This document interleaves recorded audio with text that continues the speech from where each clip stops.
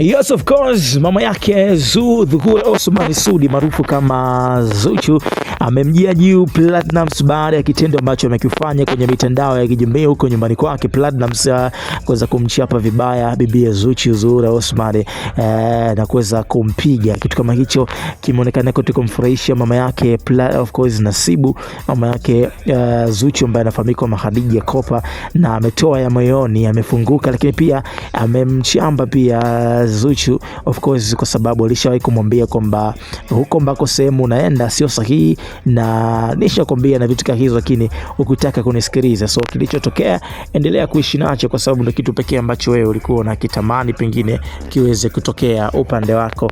Mimi ni Kilisi JR, bana, nikukumbushe tu kama ndo mara yako ya kwanza hakikisha una subscribe hapo chini ili kuweza kupata taarifa zingine ambazo zinakuwa zinachukua nafasi kutoka Tanzania na nje ya mipaka ya Bongo. Make sure unajoin na sisi kwenye hii familia kubwa iliyosheheni taarifa za kiburudani kibongo bongo hata nje ya mipaka ya Tanzania.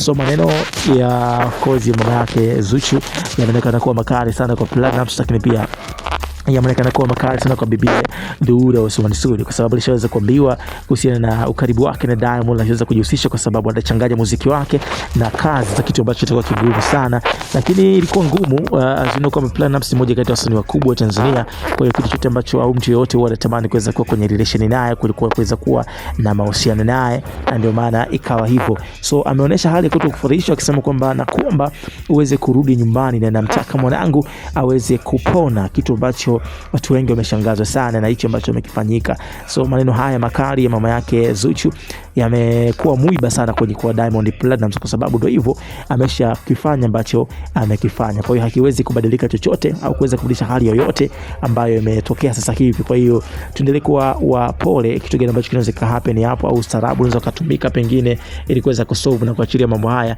yaweze kwenda kwenye wakati ambao umesimama au uko vizuri zaidi. So mimi nikukumbushe tuendelee kubaki hapo hapo ulipo, utaweza kupata taarifa zote ambazo zimeendelea kuchukua nafasi. Je, nani ambaye amefaidika, nani ambaye amehusika na kitu gani ambacho kimeweza kumsababisha aweze kuingia kwenye kipigo, kitu gani ambacho Khadija Kopa atakuja kukifanya, ndio kitu pekee ambacho tutakuja kukia hapa Chris Media 24. Make sure una subscribe, una turn on notification. And of course mambo vipi, mambo ni aje? Diamond Platnumz pamoja na Offset wameweza kuchaguliwa kwenye show ambayo inaitwa The Vibe Nation. Yeah. Chris Media 24 tuna run show. Vibe Nation trending kila mtano. Burudani non-stop tunabeba flow. Usisahau kusubscribe, kulike na kucomment bro. Gang YouTube tupo live stories za Master Bongo. Trending kila kona, burudani hatuchezi chongo. Chris Judo kwa mic anatupa heavy combo.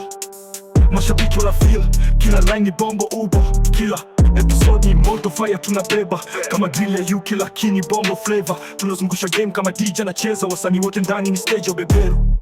Chris Media 24 tuna run show. Vibe Nation trending kila mtano.